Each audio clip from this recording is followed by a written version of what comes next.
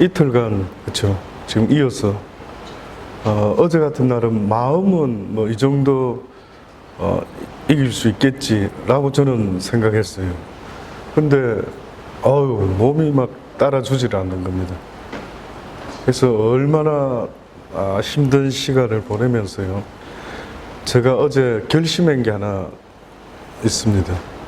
아침에 눈을 떴을 때 오늘처럼 몸 상태가 힘들지 않으면 감사를 한 몇십 번이라도 해야 되겠다라는 생각이 들더라고요. 하나님, 아침에 이렇게 무난해서 좋습니다. 감사합니다. 그렇게 아픈 것이 오늘은 없어진 것 같아서 너무 감사합니다. 감사를 찾아서 해야 되겠다라는 그런 개인적인 결심이 생기더라고요. 삶이 힘들고 어렵지만은 지금 어려운 것보다 더 어려우면은요, 그 소리가 쑥 없어지는 것 같아요. 그래서 여러분, 어떤 면에서는 살아가면서 하나님이 원하는 앤서가 뭘까? 하나님이 내 삶에 지금 이런 어렵고 힘든 일을 다 아실 텐데 지금 내버려 두고 계신다고 한다면은 하나님이 지금 나에게 어떠한 앤서를 요구하고 계실까? 라는 생각이 오히려 더 있어져야 되지 않는가라는 생각을 하게 되더라고요. 그래서 여러분, 이렇게 더운 날씨지만은 지옥불보다야 괜찮지 않겠습니까? 그래서 살아있을 때에 우리 하나님을 믿고 영원한 생명의 나라 갈 수 있는 저와 여러분 다 되시기를 간절히 주의 이름으로 축원합니다. 오늘 본문의 제목을 항상 기도하며 깨어 있으라 라고 잡았습니다.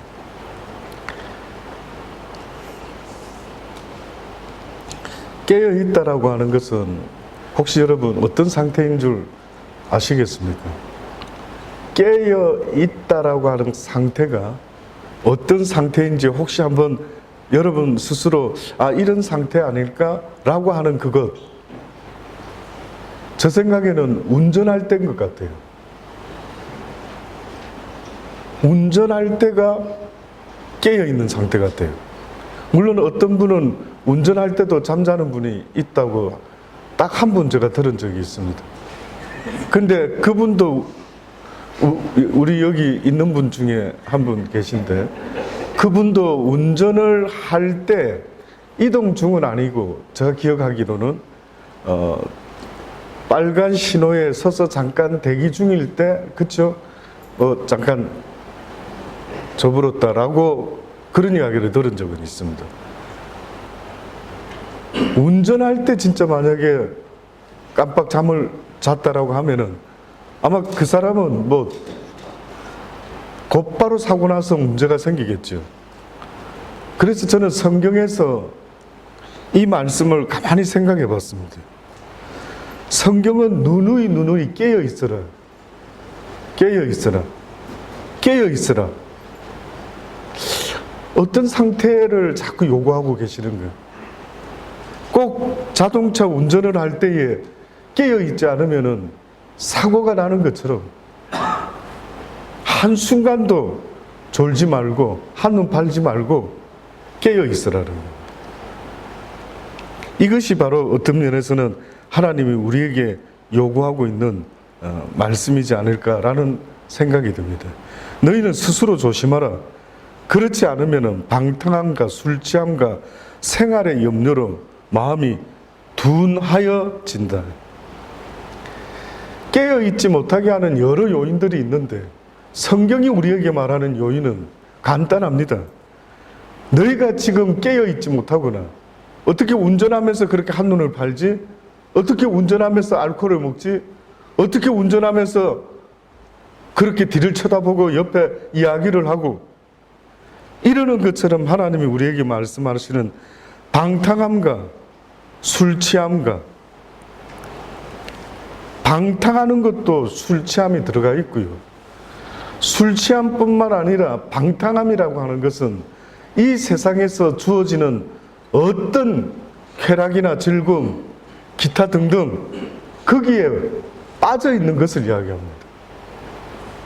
그 어떤 사람 주변에 보면은 계속 엔터테인먼트를 찾아다니는 불나방 같은 사람들이 있습니다. 뭔가 안 하면 막 심심한 거예요. 에딕처럼 뭔가를 해야만이 좀 안정이 되는 것 같은 이런 생각을 가지고 계속해서 가만히 있지를 못하는 거예요. 그 에딕의 증상은 가만히 있지를 못하는 거예요. 하나님은 우리에게 오히려 너희가 날씨가 더우냐? 그럼 집에 가만히 있으라는 거예요. 찬스. 집에서 조용히 하나님을 묵상하고 그 하나님의 뜻이 나를 향한 그 뜻이 무엇인지 또 생각하고 이럴 때 아니면 언제 그런 묵상을 해보겠습니까?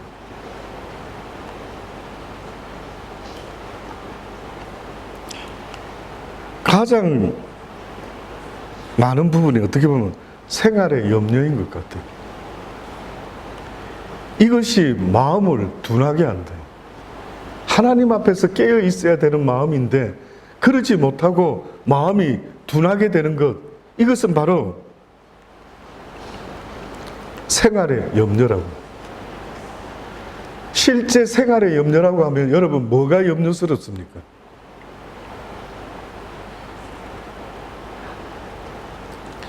성경에서요, 걱정하면서 그러지 말아라, 생활에 염려하지 말아라, 방탕하지 말아라, 멋하지 말아라, 이 모든 것은 뜻밖의 가만히 자신을 돌아보면은요, 우리의 감정에 대해서 이야기를 하고 계시는 것 같아요. 우리의 감정. 성경은 우리의 감정 이야기를 하고 있는 게 아닙니다. 성경은 우리에게 믿음을 가지고 지각을 통해서 하나님의 말씀을 실천할 수 있도록 우리에게 촉구하고 있죠. 사랑하라 하더라도 이모션적인 감정을 가지고 누군가를 사랑해라라고 그렇게 말씀하고 있는 게 아니라 오른밤을 때리면 왼밤도 돌려대고 겉옷 달라면 속옷도 주고 오리 가자면 심리도 가져야 되는 것, 이것이 주님이 우리에게 말씀하는 사랑 이야기입니다. 근데 주님의 말씀들은요, 감정적인 게 거의 없어요.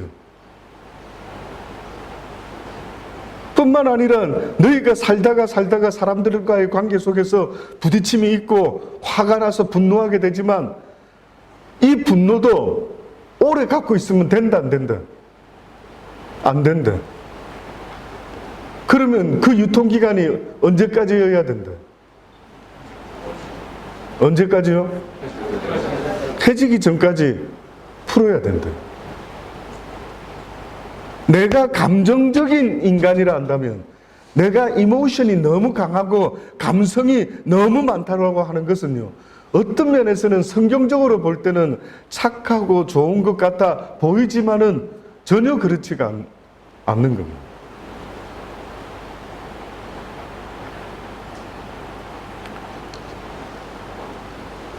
그래서 해지기 전까지 풀지 않으면 어떤 일이 벌어진다고요? 사단이가 타고 들어온다는, 어떤 면에서는 사단이 나에게 타고 들어오는 어떠한 도로, 어떠한 길, 어떠한 통로, 그것은 가만히 보면은 감정이 발동될 때입니다. 감정. 막 하나님에 대한 감정도 막 너무 뜨겁고 막 열정적인 감정, 막 한순간에 모든 걸 태울 것 같은 그런 감정, 얼핏 보면 막 엄청나게 좋아 보이죠. 그런데 그 감정이 조금만 지나면은 예상도 못했던 일들이 또 벌어지는 거예요. 믿음도 감정 위에 세워져서는 안 된다라고 성경이 말하지 않습니까? 나의 믿음도 여호와의 말씀 위에, 그 반석 위에 세워져야 되는 거예요.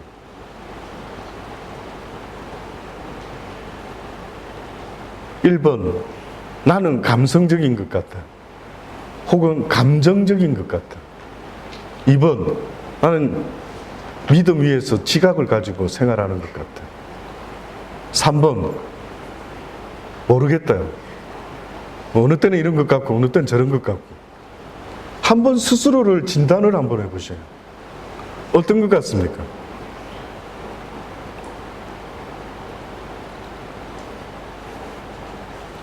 부산 사람들이 좀 억세다고 하지 않습니까?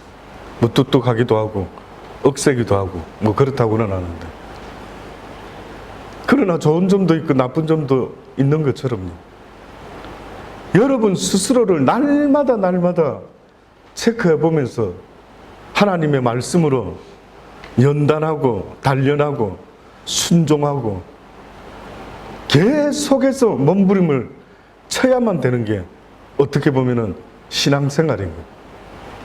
그래서 하루도 건너뛰는 일 없이 악한 사단 마귀 원수와 날마다 영적 싸움을 하며 나 자신을 지키며 마음을 지키며 가족들을 지키며 기도하며 살아가는 이 모습, 이것이 오늘 하루 중에도 가장 큰 주제죠.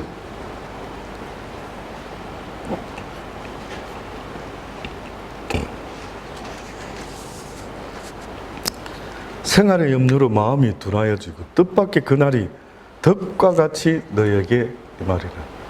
그날이라고 성경은 누누이 말씀을 하고 있죠.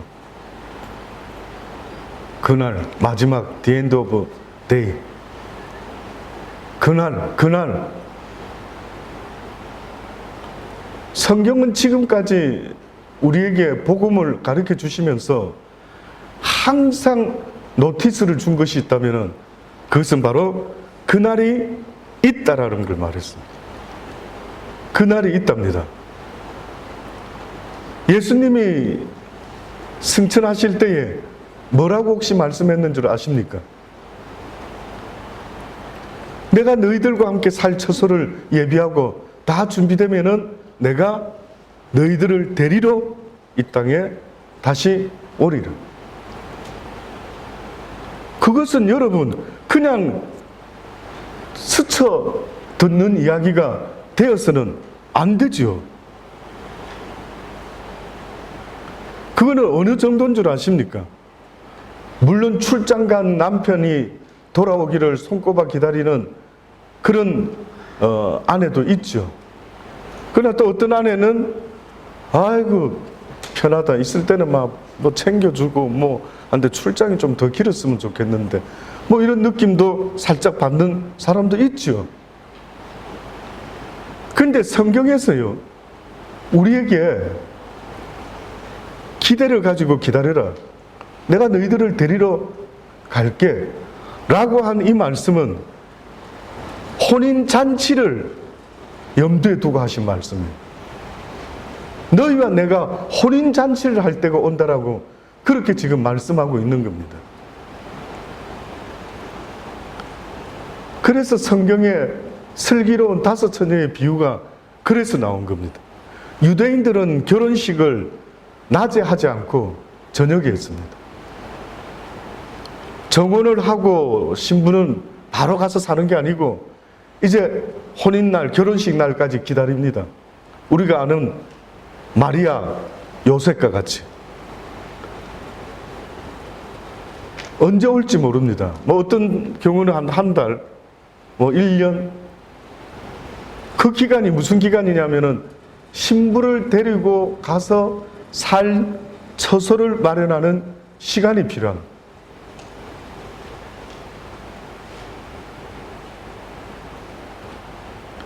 그러니까 어떤 면에서는 이 땅에서 예수를 믿고 산다라고 하는 것은 꼭 정혼을 하고 살아가는 것과 같은 상태이래.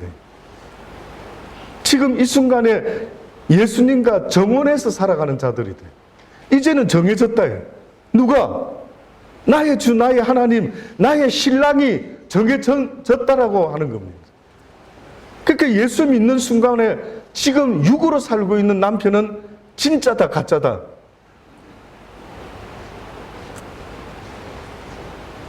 잘 모릅니까?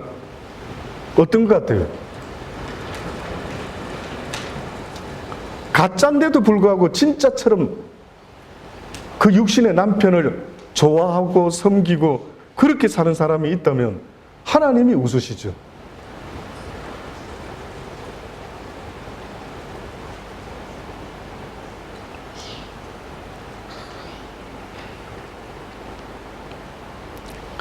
그래서 정혼한 상태에 있는 우리에게 이제 예수님이 이렇게 말씀하는 겁니다.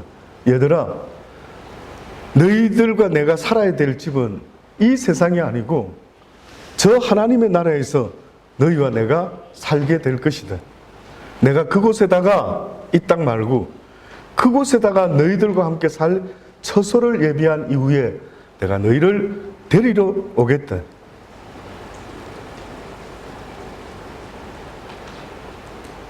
그러면 어떨 것 같습니까? 기다려야죠. 다른 것도 아니고 혼인 예식 때문에 오시겠다라고 하는 신랑이 있는데 무엇보다도 기다리죠.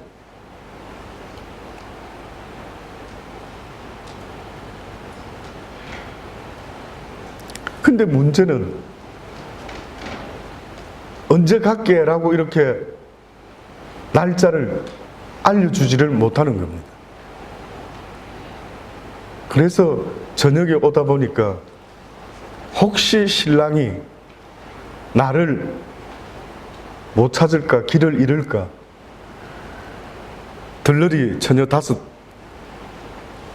정도가 같이 신부랑 등을 밝혀서 신랑이 잘 찾을 수 있도록 기다리는 거예요.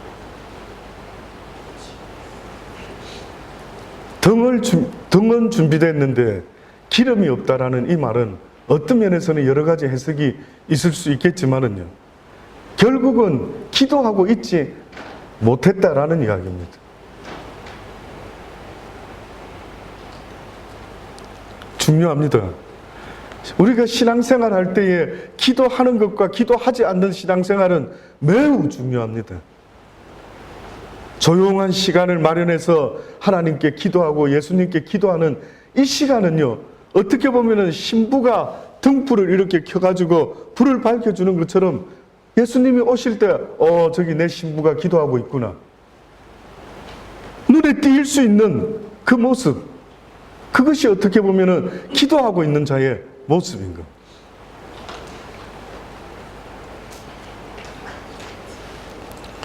데리러 오는 날이 있다라고 계속 말씀하고 있습니다. 이것은 주님의 소망입니다. 신부를 데리고 와서 이제 공중 혼인잔치를 하시고 영원한 나라에서 준비한 처소에서 함께 살기를 원하시는 하늘 아버지와 그 아들의 간절한 소망입니다. 이 날은 온 지구상에 거하는 모든 사람에게 이 말이라. 이러므로 너희는 장차 올 이 모든 일을 능히 피하고 인자 앞에 서도록 항상 기도하며 깨어 있으라. 에베소서 6장 18절에 보면은요, 모든 기도와 간구를 하되 항상 성령 안에서 기도하고 이를 위하여 깨어 구하기를 항상 힘쓰며 여러 성도를 위하여 구하라. 깨어 있으라라고 할 때에 이렇게 기도하는 것도 있지만은요, 그러나 뜻밖에도 기도뿐만이 아니라 또 다른 행동이, 삶의 모습이 성경은 있어야 된다라고 우리에게 말씀하고 있습니다.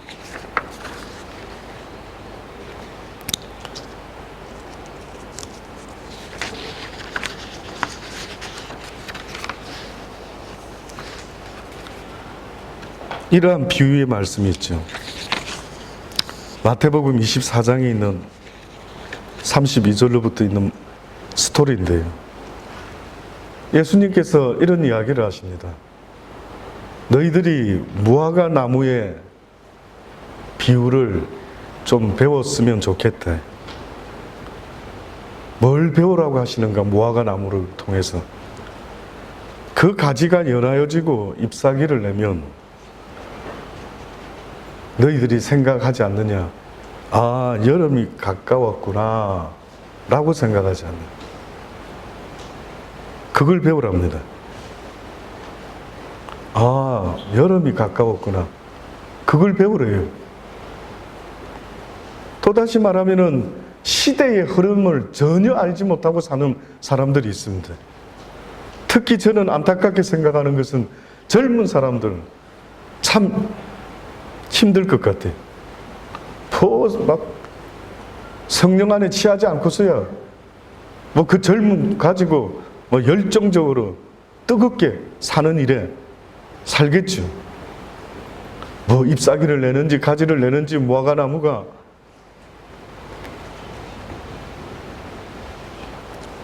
우리 때는 그런 게 아닙니다.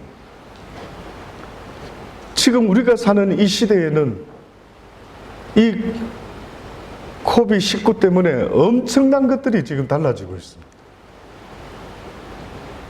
주중에 우리 카톡으로도 메시지를 보낸 분이 계셨는데,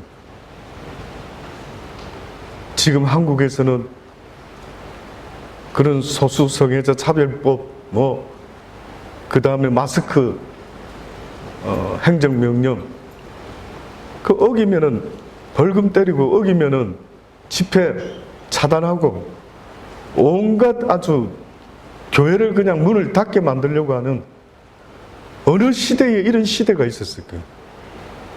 저도 한 여러분보다 좀 더 살아온 것 같은데 60평생을 살아오면서 어느 시대에 이런 시대가 있었는가요? 상상할 수도 없습니다. 이제는 어디로 가고 뭐 하는 것도 모두가 다 백신에 연관이 되었는지, 백신 맞지 않으면은 이제 비행기를 타지 못한다 그러고요.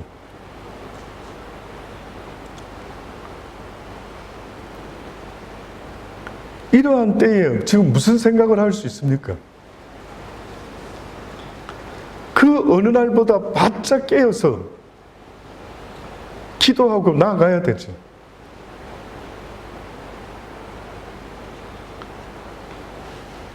착하고 충성된 종아, 네가 시와 때를 쫓아서 그렇게 양식을 성도들에게 먹였으니 복되다라 하시더라고요. 지금 되어지는 것이 아버지가 어떤 메시지가 있는지를 전혀 분별하지 못하면 너무 억울하지 않느냐. 지금까지 예수 믿고 살아왔는데 이 모든 것들이 그 나라에 가기 위해서 준비하며 살았어야 되는데 그것을 놓치게 되면 모든 걸 다 잃어버리게 되는 것과 마찬가지인 거예요. 이와 같이 너희도 이 모든 일을 보거든 인자가 가까이 문 앞에 이른 줄을 알라. 내가 가까이 지금 너희들을 데리러 가려고 여기 와 있는 것을 잊지 말아라. 이 세대가 다 지나가기 전에 이 일이 이루리라. 그만큼 속히 이루어질 것을 이야기하고 계시는 겁니다. 천지는 없어지겠으나 나의 이 말은 결단코 없어지지 아니하리라. 잊지 말아라. 홍수전에 노아가 방주에 들어가던 날까지 사람들이 먹고 마시고 장가가고 시집가고 집을 사고 집을 짓고 결국은 그들이 세상에 취하여 살 때 하나님의 말씀에 귀 기울이지 못함으로 그들은 모든 것을 다 잃어버리고 말았습니다. 근데 이 말씀 속에 이런 이야기가 있습니다. 44절에 보면은 이러므로 너희도 예비하고 있으라. 생각지 않을 때에 인자가 오리라. 충성되고 지혜 있는 종이 되어 주인에게 그 집 사람들을 맡아 때를 따라 양식을 나누어 줄 자가 누구냐. 주인이 올 때에 그 종에 이렇게 하는 것을 보면 그 종이 복이 있으리라. 그런데 그 종이 때를 따라 성도들을 깨우치고 경각심을 일으켜서 세상의 걱정에 근심에 코비드-19에 염려하며 살아가지 않도록 계속 말씀으로 권면하고 세워나가야 되는데 그렇지 못한 종들이 있답니다. 그 악한 종들이 마음에 생각하기를, 악한 종, 어떤 종인가 보니까 주인이 더디 오리라. 뭐 그렇게 빨리 올 수 있을까 주인이. 이렇게 생각하는 그들, 악한 종이라고 말씀합니다. 만일 그 악한 종이 마음에 생각하기를 주인이 더디 오리라 하여 동무들을 때리고 술 친구들로 더불어 먹고 마시면 생각지 않은 날 주인이 이르러 엄히 때리고 외식하는 자가 받아야 되는 율에 처하게 하리라.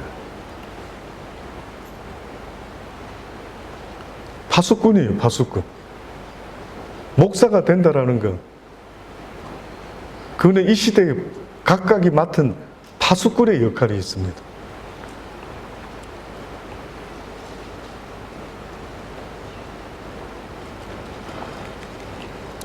기도만 하고 있으라는 게 아니고요, 깨어 있으라는 거예요.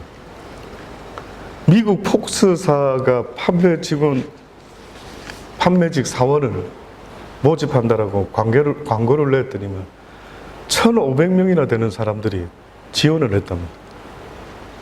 그래서 이 1,500명이나 되는 이 지원자 서류를 보면서 누구를 뽑아야 될지 이러고 있는데 어떤 지원 서류 하나가 눈에 띈 겁니다.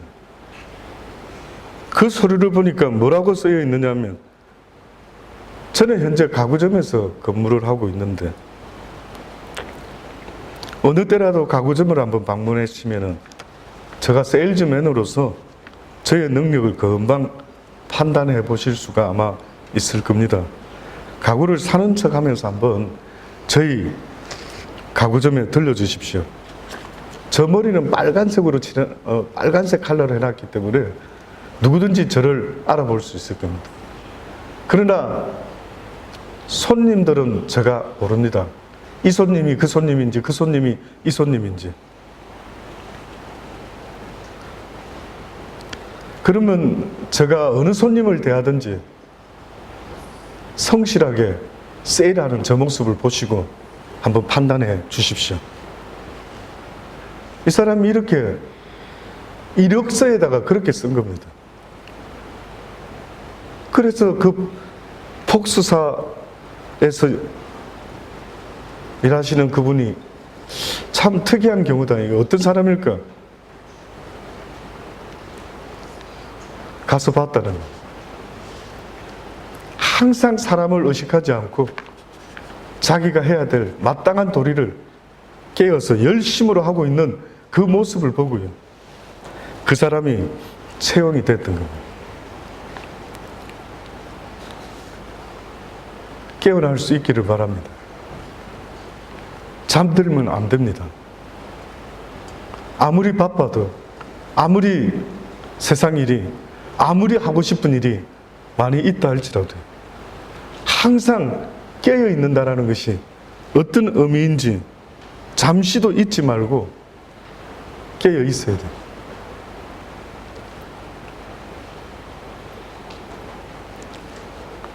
물고기가 잠잘 때 눈을 감을까요? 눈을 뜨고 있을까요?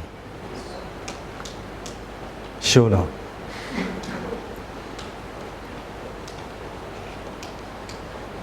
아시는 분이 있습니까? 눈을 뜨고 있다. 누가 가르쳐 줬습니까? 그냥 그래 보입니까?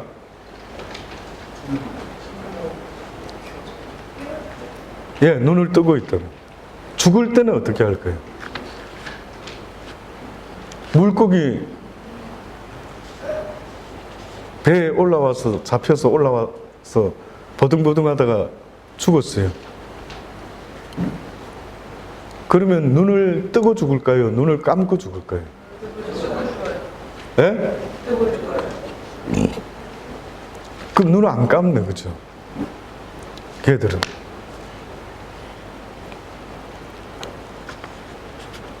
그래서 어떤 분이 그렇게 생각했답니다.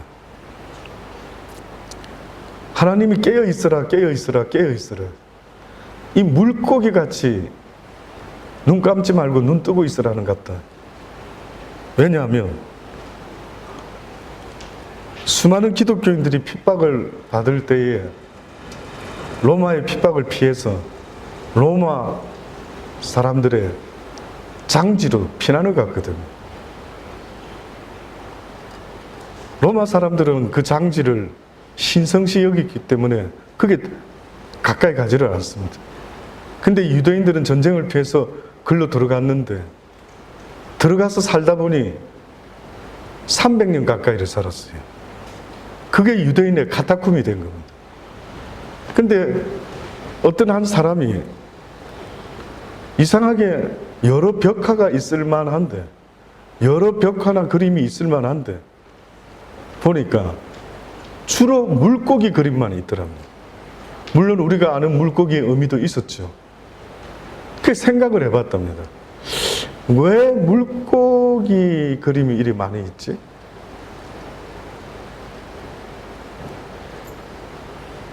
만약에 제 생각에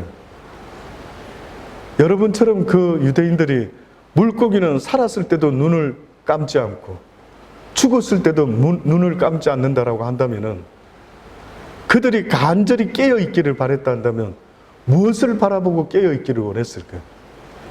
그것은 바로 예수 그리스도께서 이 땅에 오심을 간절히 손꼽아 기다리며 아멘 주였어요, 어서 오시옵소서, 이 땅의 삶 충분히 살아봤습니다. 이제는 나의 신랑 되시는 진짜 예수 그리스도요, 내가 당신을 지금도 오매불망 기다리고 있습니다. 과연 하나님은 그렇게 기다린 사람에게와 그렇지 않고 이 땅에 정신없이 살다가 누구시지? 이렇게 그분을 맞이하는 사람과 과연 똑같이 대하실 수가 있을까요? 생각해 보셔야 됩니다. 다 같이 기도하시겠습니다. 좋으신 아버지 하나님, 그렇습니다. 날씨도 덥고 세상에 아직도 코로나 때문에 수많은 사람들이 죽어가고 있습니다. 여러 가지 새로운 법들이 시행되고 있고 그 법들로 말미암아 하나님을 섬기는 일이 점점점 힘들어지는 이 시대를 살아가고 있는 우리가 과연 이 시대는 어느 때인지를 분별할 수 있는 지각이 있게 도와 주옵소서. 소풍 가야 될 때인지 깨어서 기도해야 될 때인지 날마다 주님 앞에서 무릎 꿇을 수 있는 우리 모두가 되게 하여 주옵소서. 예수님의 이름으로 기도합니다.